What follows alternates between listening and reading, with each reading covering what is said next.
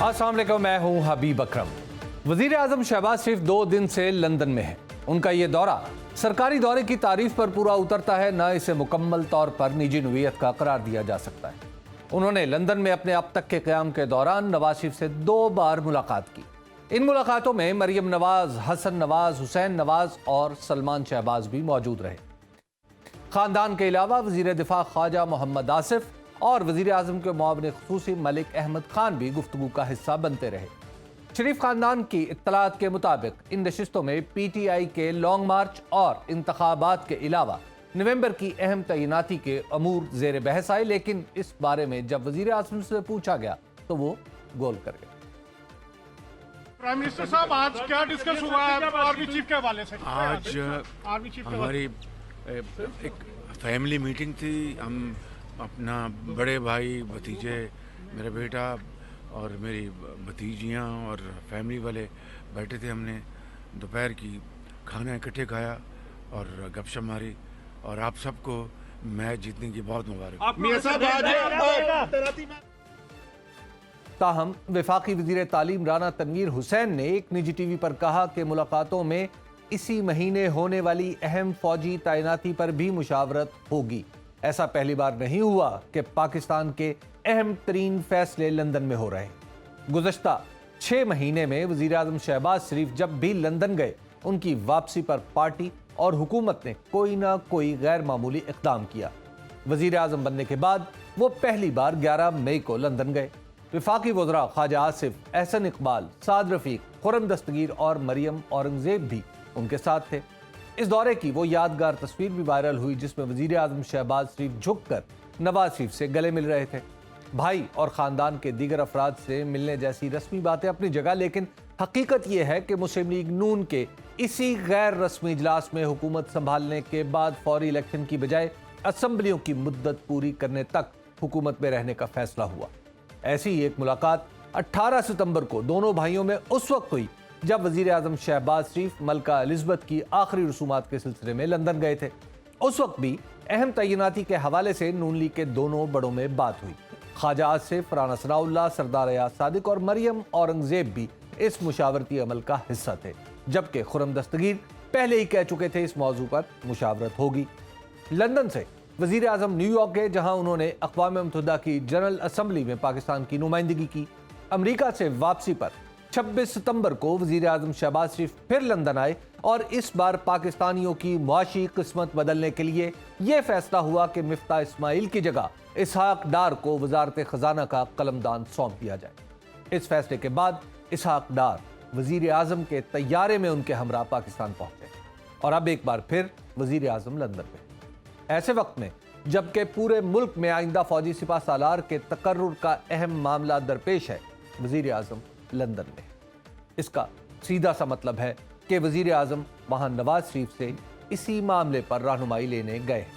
वज़ीर दिफा की वहाँ मौजूदगी इस तासुर को मज़ीद तक़वियत देती है कि पाकिस्तान की सिक्योरिटी से मुतल्लिक इस अहम तरीन मामले पर मुशावरत मुल्क से बाहर हो रही है। दूसरी तरफ पाकिस्तान तहरीक इंसाफ अपना लॉन्ग मार्च दोबारा से शुरू कर चुकी है। गोया हुकूमत के लिए सड़कों पर सियासी चैलेंज भी बदस्तूर मौजूद है। इन दोनों मामलात पर बात करने के लिए हमारे साथ मौजूद हैं वफाकी वज़ीर दाखिला राना सनाउल्लाह खान साहब। अस्सलाम वालेकुम राना साहब। जी वालेकुम सलाम। राना साहब, सबसे पहले तो ये बताइएगा कि आखिर हर अहम मौके पर जब पाकिस्तान के मामलात कुछ पेचीदगी इख्तियार करते हैं तो हमारे वज़ीर आज़म लंदन क्यों चले जाते हैं और वहाँ से मुशावरत लेके आते हैं, वहाँ से गाइडेंस लेके आते हैं? आप नहीं समझते कि पाकिस्तान जैसे बड़े मुल्क के मामलात यहीं इसी की सरजमीन पे तय होने चाहिए? देखें, पाकिस्तान के मामला जो हैं वो यहीं पे और इसी सरजमीन पे जो है वो तय होते रहे हैं, हो रहे हैं और आइंदा भी ऐसे ही होगा। मामला ये है कि इसमें तो कोई दूसरी राय नहीं कि मियां मोहम्मद नवाज शरीफ जो हैं वो पाकिस्तान मुस्लिम लीग नून के कायद हैं और वो इस वक्त मेरा ख्याल है कि पाकिस्तान के जितने भी सियासतदान हैं उनमें से सबसे ज़्यादा तजर्बाकार, सबसे ज़्यादा मामला फहम और सीनियर तरीन सियासतदान है। ठीक है। लेकिन वहाँ पे मियाँ शहबाज शरीफ का जाना जो है وہ کوئی صرف اس لیے نہیں ہے کہ وہ انہوں نے کسی بات پہ مشورہ کرنا ہے، وہ مشورہ یہاں بھی ہو سکتا ہے. اب ایسے ذرائع ٹیکنالوجی اتنی رچ ہو چکی ہے کہ آپ دنیا میں کسی جگہ بھی کہیں سے بیٹھ کے جو ہے وہ مشورہ کر سکتے ہیں، میٹنگ کر سکتے ہیں. وہاں پہ میاں شہباز شریف صاحب کی فیملی ہے، وہاں پہ ان کی اہلیہ محترمہ کافی عرصے سے زیر علاج ہیں. میاں شہباز شریف صاحب کا خود اپنا میڈیکل چیک اپ جو ہے وہ ہر 6 ماہ بعد ڈیو ہوتا ہے.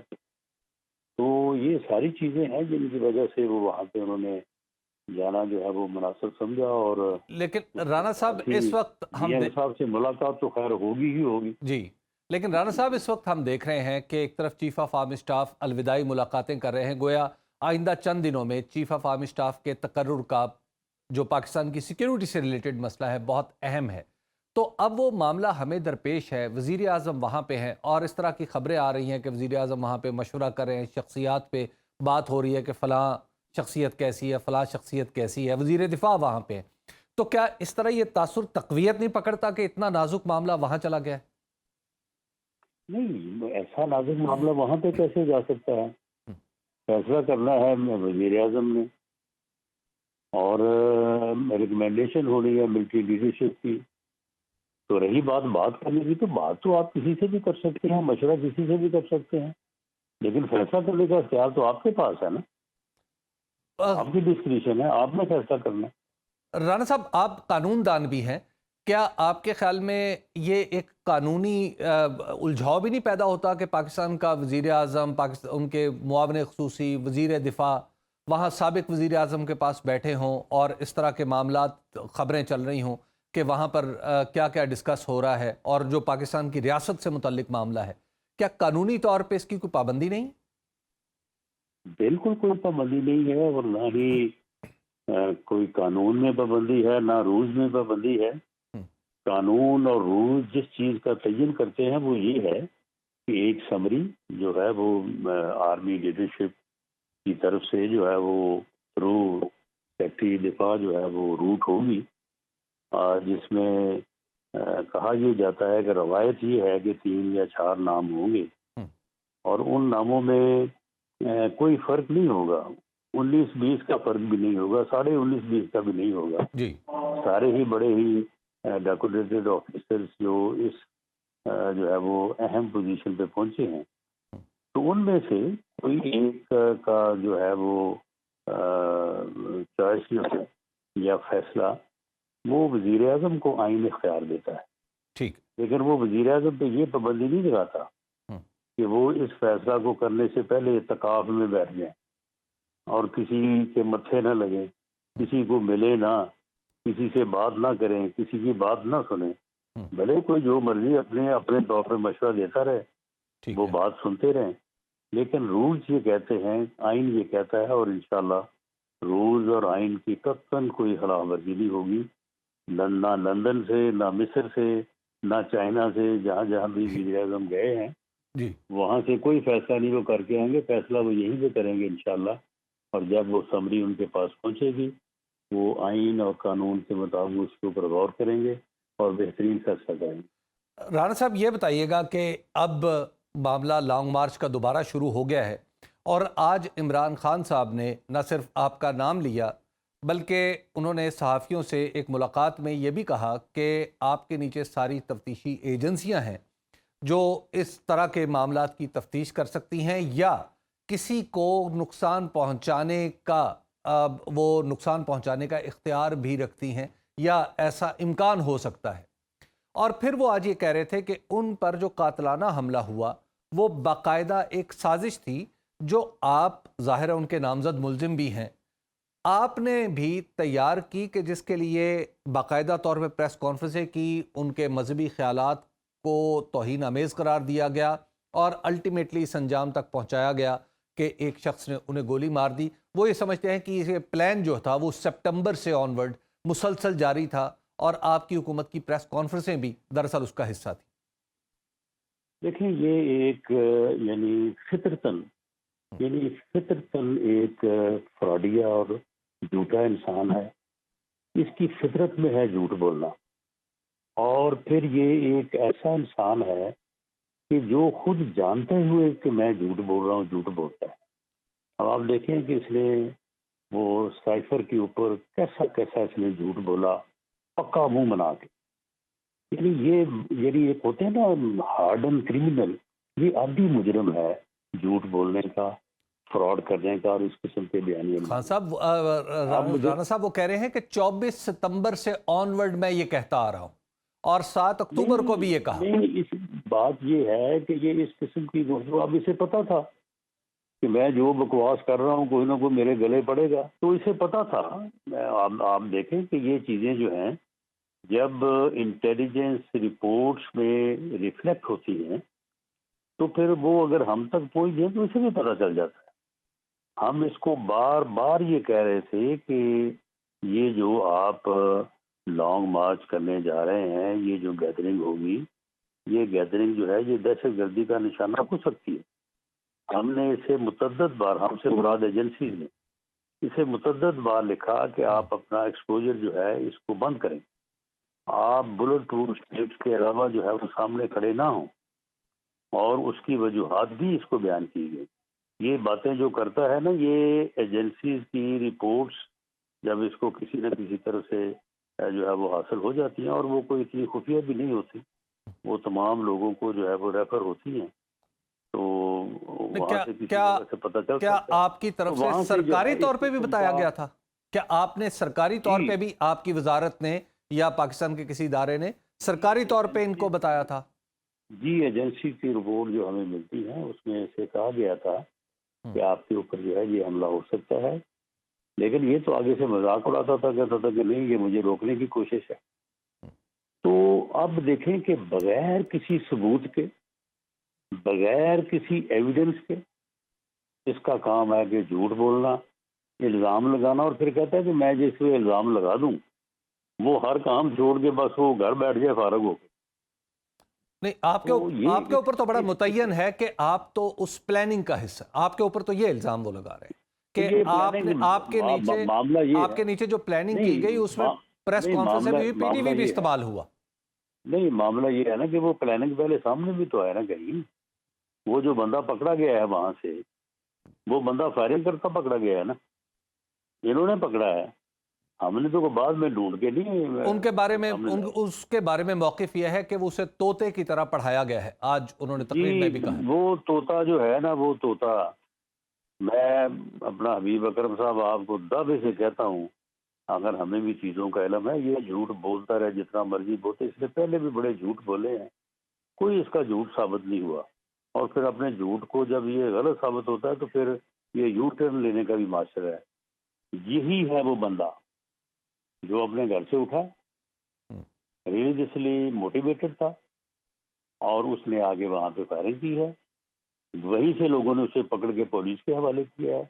اس کے نہ کوئی آگے ہے نہ کوئی پیچھے ہے، نہ کوئی پلاننگ ہے نہ کوئی سازش. رانا صاحب، عمران خان صاحب کا دعویٰ ہے کہ 2 جگہ سے فائرنگ ہوئی، اس کے علاوہ ثابت نہیں ہوگی. وہ کہتے ہیں 2 جگہ سے فائرنگ ہوئی، ایک تو یہ شخص تھا جو پکڑا گیا اور کوئی دوسرا بھی تھا جہاں سے فائرنگ ہوئی. نہیں، یہ دیکھیں، جب فراڈ کرنا ہوتا ہے نا تو اس فراڈ کے لیے ابہام ضروری ہوتا ہے. اب اگر تو اسی پہ رہے تو یہ تو سامنے ہے، یہ اس کا جھوٹ چلنا نہیں ہے. لیکن وہ کہہ رہے ہیں کنٹینر کا فورینزک ہوا ہے، اس سے پتہ چلا ہے. نہیں، کوئی فورینزک نہیں ہوا، جھوٹ بولتا ہے یہ. یعنی جو آدمی یار ایک گولی کی 4 گولیاں بنا سکتا ہے، جو آدمی جھوٹا ٹانگ پہ پرسر چڑھا کے لوگوں کو جو ہے وہ ایکٹنگ کر سکتا ہے، کیا اس کی کریڈیبلٹی ہے؟ معاملہ یہ ہے کہ وہاں پہ ایک لمحے کی جو ہے نا وہ فوٹیج موجود ہے، ویڈیو موجود ہے، سوائے اس بندے کے برسٹ نوید جو ہے ملزم، اس کے برسٹ فائر کرنے، اور 2 فائر جو ہے وہ ہوئے ہیں کنٹینر سے، وہ اس کے گن مینوں نے کیے ہیں، اور انہی کا ایک فائر جو ہے وہ لگا ہے ملزم کو. ملزم نوید کا فائر نہیں لگا، اسے فائر اس کے گن مین کا لگا ہے. اس کے علاوہ کوئی وہاں پہ فائرنگ نہیں ہوئی. یہ باقی سارا اس کا فراڈ ہے. رانا صاحب، آپ کہہ رہے ہیں کہ ان کا پلستر بھی جعلی ہے، یہ تو میرا خیال ہے زیادہ سخت بات ہے. انہیں باقاعدہ چوٹ لگی. یار یہ یار اس آدمی کے جیسے سمندر کی گہرائی نا کسی بندے نے ناپی، اس کا فراڈ اور اس کا جھوٹ کوئی بندہ اس کا اندازہ نہیں لگا سکتا. یہ کچھ بھی جھوٹ بول سکتا ہے، کچھ بھی بول سکتا ہے. لیکن خان صاحب ان یہ کی تو رانا بندہ جو صاحب ہے یہ جو حکیم سعید نے کوئی 30 سال پہلے لکھا تھا نا، مجھے تو اس بات پہ اب یقین ہو رہا ہے کہ یہ بندہ واقعی پلانٹ ہے اور یہ اس ملک کو تباہ کرنے اور اس ملک کو جو ہے وہ نقصان پہنچانے کے لیے اس لیول تک اس کو پہنچایا رانا گیا صاحب ہے. آپ ان اب کی یہ یا ان کے جو اپنے انجام کے قریب ہے یا اپنے ہدف کے قریب ہے. رانا صاحب جو ان کی ٹانگ پہ جو کچھ گولیاں لگیں ان کے ساتھیوں کو بھی لگیں، حامد ناصر چٹھا کے صاحبزادے احمد چٹھا کو بھی گولیاں لگیں، تو یہ تو ویریفائیبل فیکٹس ہیں نا، اور ان کی ایکس رے رپورٹس بھی سامنے آ چکی ہیں، ان کی ویڈیوز بھی سامنے آ چکی ہیں. اس کی ایکس رے رپورٹ کدھر ہے؟ وہ ایک ویڈیو میں نے دکھائی جا رہی ہے. نہیں، جو اس کا میڈیکل لیگل رپورٹ ہے کدھر ہے وہ تو پنجاب گورنمنٹ کے پاس ہے نا. نہیں تو وہ تو ہوا ہی نہیں، کروایا ہی نہیں اس نے. لیکن کچھ شوکت خانہ پہنچ کے جو ہے سارا کچھ جی کروایا اس نے. جی لیکن ڈاکٹرز وہاں چلے گئے تھے. وہ کیوں چلے گئے جی وہاں پہ؟ یہ پہلے کیوں نہیں گیا سرکاری ہاسپٹل میڈیکل لیگل کرواتا؟ اچھا رانا صاحب، وہ جو قانون کا تقاضا ہے. رانا صاحب اب ایک دفعہ پھر لانگ مارچ شروع ہو گیا ہے، مطالبہ وہی ہے فوری طور پہ الیکشن، اور الیکشنز کے لیے آپ کی کیا اب آپ نے کچھ سوچا ہے کہ کوئی درمیانی راستہ نکل سکتا ہے ان سے معاملات طے کر کے قبل اس کے کہ اسلام آباد پہنچ جائے؟ دیکھیں حبیب اکرم صاحب، درمیانی راستہ جو ہے وہ دو سیاسی قوتوں کے درمیان نکلتا ہے، سیاسی جماعتوں کے درمیان نکلتا ہے. جو سیاسی جماعتیں ملکی مسائل کے اوپر بیٹھ کے جو ہے وہ گفتگو کرتی ہیں. آپ مجھے بتائیں کہ اس پاگل کے ساتھ جو کہتا ہے کہ میں جمہوری لیڈر ہوں، میں ایک سیاسی جماعت کا ہوں اپنا سربراہ، اور وہ کہتا ہے اپوزیشن کو میں نے چھوڑنا نہیں. رانا صاحب وہ کہتا ہے اپوزیشن کے ساتھ آپ میں نے اتنے بیٹھنا سخت نہیں ہے. الفاظ استعمال کریں، وہ انہوں نے آپ سن کو لیں نا، شکست سن دی لیں، ہے الیکشن سن میں. لیں. وہ یہ کہتا ہے، سن لیں، وہ یہ کہتا ہے کہ اپوزیشن کے ساتھ بیٹھنے سے بہتر ہے میں مر جاؤں. تو راستہ کس کے ساتھ نکلے گا جی؟ وہ یہ بھی کہتے ہیں کہ آپ کے پاس اختیار ہی نہیں ہے، یعنی آپ معاملات طے کر بھی لیں تو آپ کے پاس یہ اختیار ہی نہیں ہے کہ آپ کچھ کر سکیں. پی ٹی آئی تو یہ پھر کہتی ہے. جن کے پاس اختیار ہے پھر جا کے ان سے بات کرے، پھر ہمیں کیا کہتا ہے؟ رانا صاحب جب یہ لانگ مارچ اسلام آباد پہنچے گا تو آپ کا کیا پلان ہے؟ کیا 25 مئی دوبارہ دہرایا جائے گا؟ نہیں، 25 مئی نہیں دہرایا جائے گا، کیونکہ لانگ مارچ ان کا جو ہے یہ بالکل فارغ ہو چکا ہے. پورے ملک میں انہوں نے احتجاج کی کال دی تھی. انتظامیہ کی حمایت، پولیس کی حفاظت اور پروٹوکول میں جتنے لوگ احتجاج کے لیے نکلے ہیں، اگر آپ کے پاس کیلکولیشن نہیں ہے تو میں آپ کو بھجوا دوں گا. بڑے شہروں میں 150 200 اور چھوٹے شہروں میں 30 40، اور کسی جگہ پہ تو صرف 5 آدمی جو ہے وہ سڑک پہ کرسیاں ڈال کے بیٹھے ہیں. دونوں طرف جو ہے وہ پولیس نے بیریئرز لگا کے ان کی حفاظت کا انتظام کیا ہوا ہے، اور ساتھ ٹریفک جو ہے وہ جام. تو رانا صاحب لاکھوں نے کروڑوں لوگوں کو انہوں نے لایا ہے یہ پچھلے 3-4 دن، اور جس تعداد میں یہ باہر نکلے ہیں پوری دنیا نے دیکھ لیا. تو اب لانگ مارچ جب شروع ہوا ہے جی یہ شام سے، اس کی آپ کو میرے سے زیادہ خبر ہوگی کہ وہاں پہ کیا ان کی جو ہے وہ سٹرینتھ تھی. رانا اب صاحب یہ مٹھی بھر شر جی پسند فتنہ اور فساد برپا کرنے والے لوگوں کی بنیاد کے کہنے پہ تو کوئی عمل جو ہے وہ نہیں کیا جا سکتا. پارلیمنٹ موجود ہے، پارلیمنٹ کا یہ حصہ بننا چاہتے ہیں بنے، نہیں بننا چاہتے نہ بنے، ان کی مرضی ہے. آئین موجود ہے. پارلیمنٹ کی جب مدت مکمل ہوگی انشاءاللہ تعالیٰ ایک دن بھی ڈیلے نہیں ہوگا، بلکہ ایک دن پہلے جو ہے وہ انشاءاللہ کیئر ٹیکر گورنمنٹ کا اعلان ہوگا. رانا صاحب جب یہ اسلام آباد پہنچیں گے تو اس وقت کی آپ کو لگتا ہے کہ یہ اتنے بڑے لوگ تو اتنی بڑی تعداد میں ہوں گے ہی نہیں کہ آپ کو ہینڈل کرنے کی ضرورت پیش آئے؟ تو آپ کے سامنے ہی ہے نا، آپ کے سامنے ہی ہے. لیکن یہ بتائیے کہ پھر اب حکومت کی طرف سے باقاعدہ طور پہ خطوط لکھے جا رہے ہیں صوبائی حکومتوں کو، وفاقی حکومت کی طرف سے، جن سے یہ تاثر ابھرتا ہے کہ آپ کچھ ایسا پلان کر رہے ہیں کہ شاید گورنر راج لگا دیا جائے پنجاب میں. نہیں ایسی کوئی پلاننگ نہیں ہو رہی. لیکن خطوط سے تو یہ تاثر ابھرتا ہے جو آپ لکھ رہے ہیں. نہیں دیکھیں جو آئینی تقاضے ہیں وہ تو پورے کرنے چاہیے. وہ کیا کہتے ہیں وہ کہ فائل مکمل ہونی چاہیے. اچھا، یعنی جب ضرورت پڑے تو آپ فائل- بوقت ضرورت فائل مکمل کر دے- لیں. فائل دے کاغذ پورے ہونے چاہیے. ٹھیک ہے. تو یہ بتائیے گا کہ اس وقت پاکستان کا اہم ترین سوال یہ ہے کہ کیا تعیناتی ہونی ہے، یا بعض لوگ کہتے ہیں کہ شاید مزید ایکسٹینشن بھی ہو سکتی ہے. کیا حکومت اس حوالے سے کو واضح فیصلے پہ پہنچ چکی ہے؟ نہیں میرا نہیں خیال کہ یہ فیصلہ حکومت جو ہے وہ اکیلے سے کرے گی. آرمی لیڈرشپ جو ہے جی اس کے اور حکومت کے درمیان یہ کنسنسس ہوگا. ہم، دونوں آپشنز کانسٹیٹیوشنلی ممکن ہیں. ہم، قانون میں ایکسٹینشن جو ہے وہ ہو سکتی ہے، 2 بار بھی ہو سکتی ہے، 3 بار بھی ہو سکتی ہے، لیکن not above the age of 64. ٹھیک. تو رانا باجوہ صاحب صاحب جہاں تک مجھے یاد ہے جی کہ when he was extended last time he was of 59.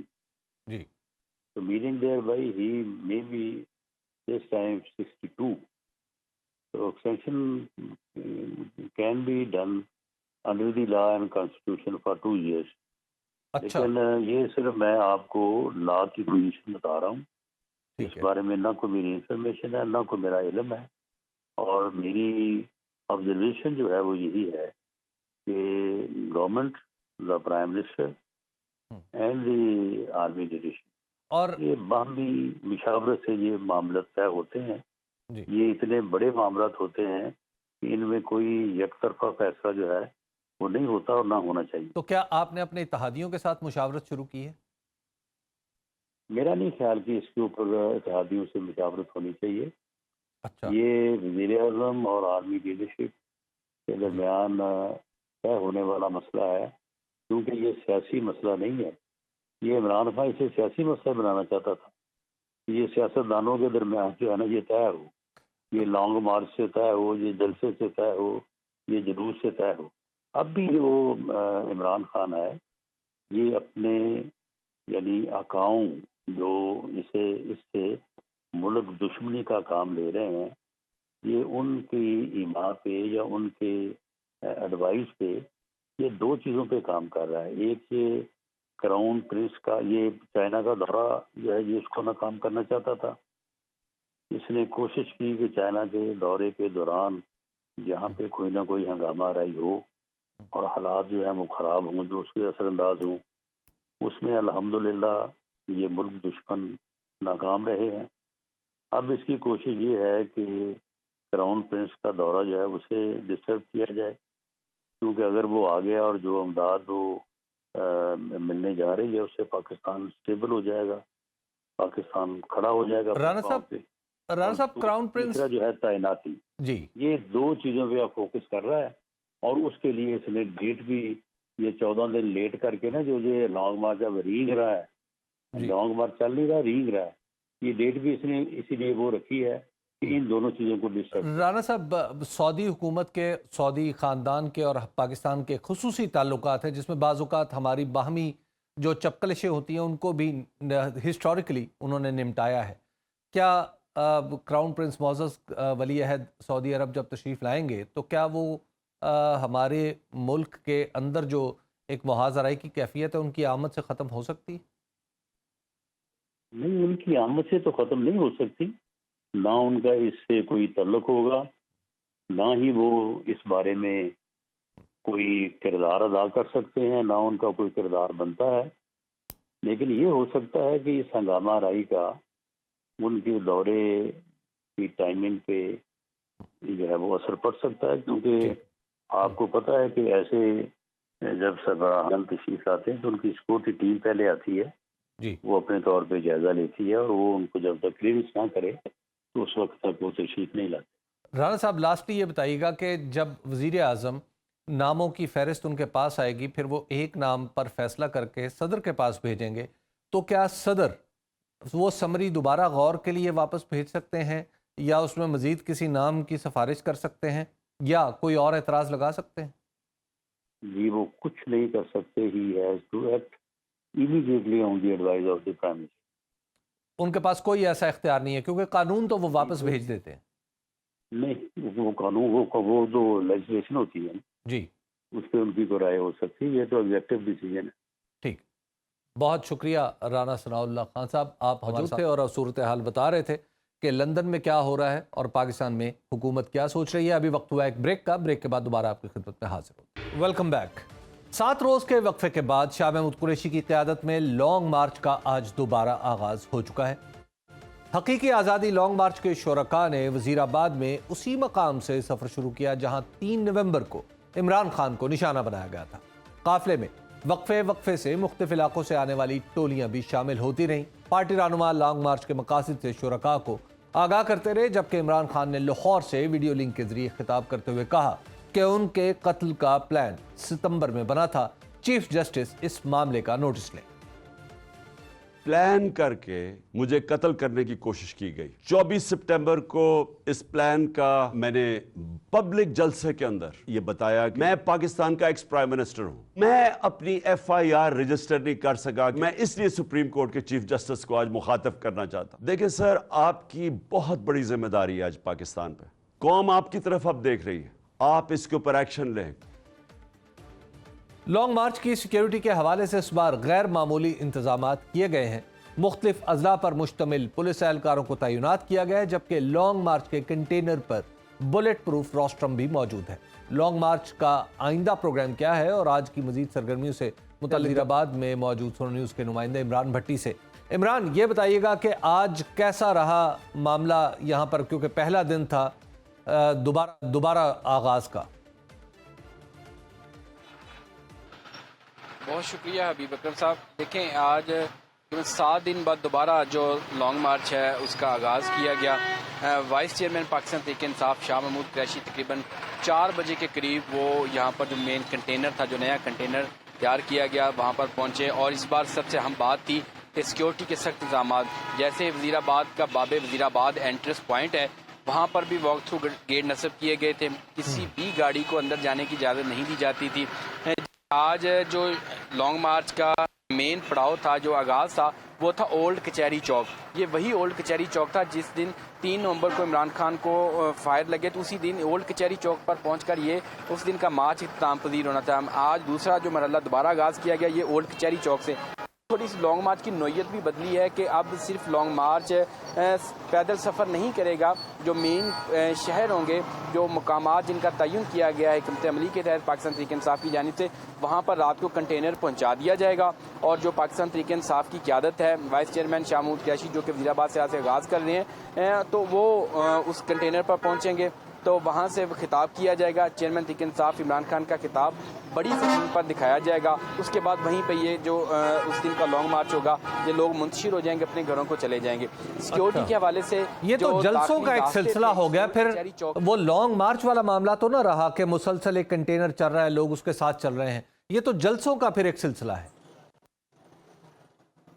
جی بالکل بالکل ایسا ہی ہے. یہ نئی جو حکمت عملی ہے، جو جس کے تحت کہ آج یہاں پہ وزیر آباد میں جلسہ کیا گیا اور عمران خان نے ویڈیو لنک کے ذریعے خطاب کیا ہے، تو اسی طرح کل گجرات میں 2 پوائنٹس ہیں جہاں پر تعین کیا گیا. ایک باب گجرات جہاں پر وائس چیئرمین شاہ محمود قریشی پہنچیں گے، وہاں پر ان کا خطاب ہوگا. اس کے بعد جو مین گجرات چوک ہے، وہاں پر چیئرمین تحریک انصاف عمران خان کے خطاب کے لیے LCD جو بڑی سکرین ہے وہ نصب کر دی ہے، وہاں پہ خطاب ہوگا اور لوگ چلے جائیں گے. اسی طرح آگے شہر میں ہوگا. اب یہ صرف ریلیوں کا یا قافلے کی شکل میں لانگ مارچ نہیں چلے گا، صرف خطاب ہوا کرے گا اور جو مرکزی قائدین ہیں وہ خطاب کیا کریں گے. جو سیکیورٹی حوالے سے بتاؤں کہ آج تقریباً جو اولڈ کچہری چوک ہے، اس سے 1 کلومیٹر کے فاصلے پر جو داخلی راستے، وہاں پر پارکنگ کا انتظام کیا گیا تاکہ لوگ صرف پیدل سفر کر سکتے ہیں. ٹرانسپورٹ نہیں جا سکتی، گاڑی نہیں جا سکتی. اور walk through gate proper checking کے بعد لوگوں کو اولڈ کچہری چوک کی طرف جانے کی اجازت دی جا رہی ہے. جو بلڈنگز ہیں وہاں پر بھی پولیس اور لیڈ کے اہلکار تعینات کیے گئے تھے، وہ تعینات تھے. اور خاص طور پر جو پولیس موبائل وین ہے وہ اس بار مانیٹرنگ کر رہی تھی اور روٹ کے اوپر پراپر گشت کیا جا رہا تھا. تو چیئرمین تحریک انصاف عمران خان کا خطاب مغرب کے بعد شروع ہوا، تو اس کے بعد انہوں نے اپنا خطاب کیا اور جو ڈیمانڈز انہوں نے رکھی اور وہی انویسٹیگیشن کے حوالے سے. جی عمران، یہ بتائیے گا کہ لوگوں کی شرکت کے حوالے سے آپ تو مسلسل اس کو کور کر رہے ہیں، لوگوں کی شرکت کے حوالے سے کوئی فرق پڑا کہ عمران خان خود موجود نہیں ہے کنٹینر پہ، پھر ایک انٹورڈ واقعہ بھی ہو گیا؟ بالکل لوگوں کی شرکت اس وجہ سے بھی کم نظر آئی کیونکہ 1 کلومیٹر کے فاصلے تک لوگوں کو روک دیا گیا تھا، پارکنگ کا انتظام کیا گیا تھا. لوگوں کی تعداد اس چیئرمین تحریک انصاف عمران خان کے قافلے کی وجہ جو دیکھنے میں آتی تھی ویسی نہیں تھی کیونکہ عمران خان صاحب خود نہیں تھے. تاہم جب ان کا خطاب ہوا تو ایک گیدرنگ کہہ سکتے ہیں 2 سے 3 ہزار کے قریب بندہ یہاں پر صرف ان کا موجود تھا. تاہم جو گاڑیاں تھیں جو قافلے کے ساتھ پہلے چلتی تھیں ان کو پیچھے روک دیا گیا تھا، گاڑیاں نہیں تھی اس وقت اس خطاب کے دوران. اور 1 کلومیٹر کے فاصلے پر جہاں پہ واک تھرو گیٹ نصب کیے گئے تھے وہاں پر گاڑیوں کی بہت بڑی تعداد تھی، لمبی قطاریں لائنوں میں لگی ہوئی تھی گاڑیوں کی. تو وہ جو چیئرمین تحریک انصاف عمران خان جب خود کنٹینر پر ہوتے تھے وہ ویسا رسپانس نہیں ہے جو چیئرمین تحریک انصاف عمران خان کی وجہ سے تھا. اچھا یہ بتائیے گا کہ یہ جو نیا کنٹینر بنایا گیا ہے یہ پہلے کنٹینر سے کس حد تک مختلف ہے؟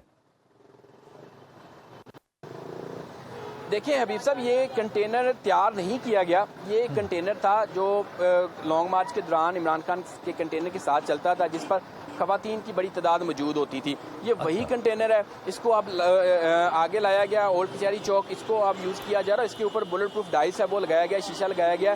تو صرف یہ فرق ہے. تاہم ابھی تک کنٹینر ایک خاص کنٹینر تیار نہیں کیا گیا.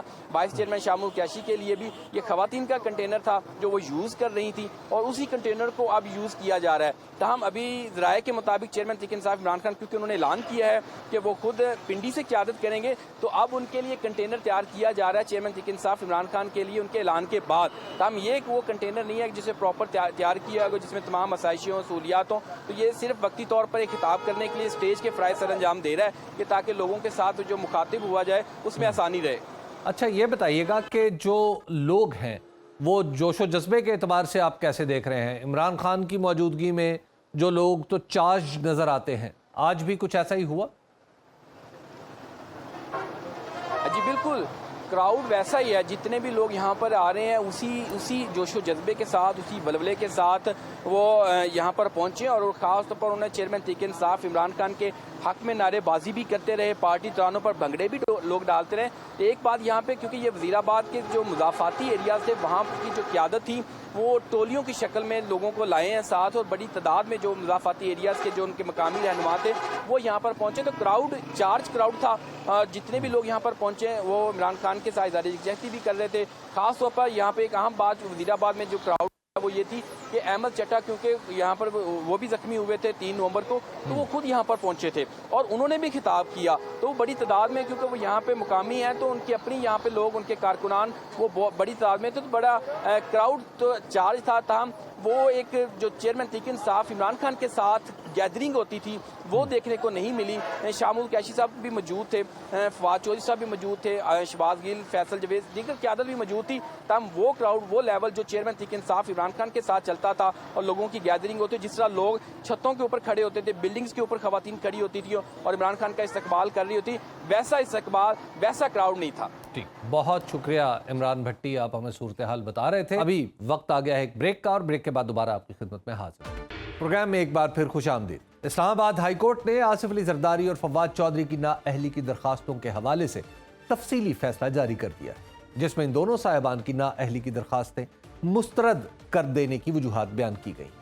فیصلے کے مطابق آصف علی زرداری اور فواد چودھری کسی بھی کورٹ آف لا سے سزا یافتہ نہیں. ان عوامی نمائندوں کی نااہلی متنازع حقائق پر مانگی گئی تھی.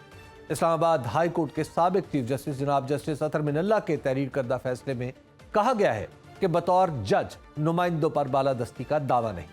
62(1)(f) کے تحت نااہلی کے گہرے اثرات ہوتے ہیں، یعنی دستور پاکستان 62(1)(f) کے مطابق قومی اسمبلی کا کوئی بھی رکن سمجھدار پارسا نہ ہو یا فاسق ہو اور ایماندار اور امین نہ ہو، عدالت نے اس کے برعکس قرار نہ دیا ہو تو اسے رکنیت سے نااہل قرار دیا جا سکتا ہے. فیصلے میں مزید کہا گیا ہے کہ صادق اور امین کا اعلیٰ پیمانہ منتخب نمائندوں کے سوا کسی آفس ہولڈر کے لیے موجود نہیں. یہ پیمانہ ان غیر منتخب لوگوں کے لیے بھی نہیں جن کی حکومت میں اس ملک کی آدھی عمر گزری ہے.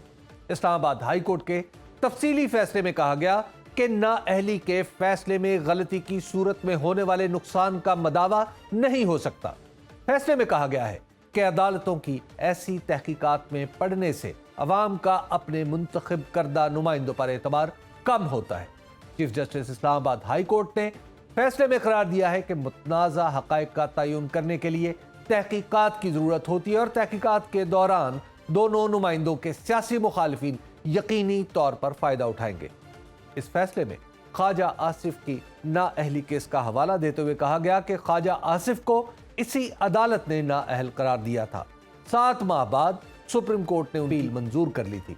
किसी भी शख्स की सादिक और अमीन होने का तयन सिर्फ उसके असल स्टेक होल्डर्स यानी अवाम ही कर सकते हैं। इससे कबल अक्टूबर के आगाज में फैसल वाडा की नाअहली के केस के दौरान भी चीफ जस्टिस अतर मिनल्ला ने आर्टिकल 62(1)(f को ड्रैकोनियन लॉ यानी काला कानून करार दिया था। यहाँ याद रखने का अमर यह है कि सुप्रीम कोर्ट ने आर्टिकल 62(1)(f के तहत ही साबिक वजीर आजम नवाज शरीफ को सादिक और अमीन न होने पर नाअहल किया था।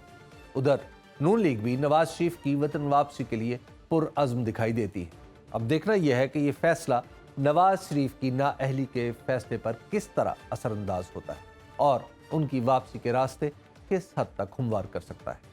हमारे प्रोग्राम का वक्त खत्म हुआ, चाहता है हमें दीजिए इजाजत। अल्लाह के बाद।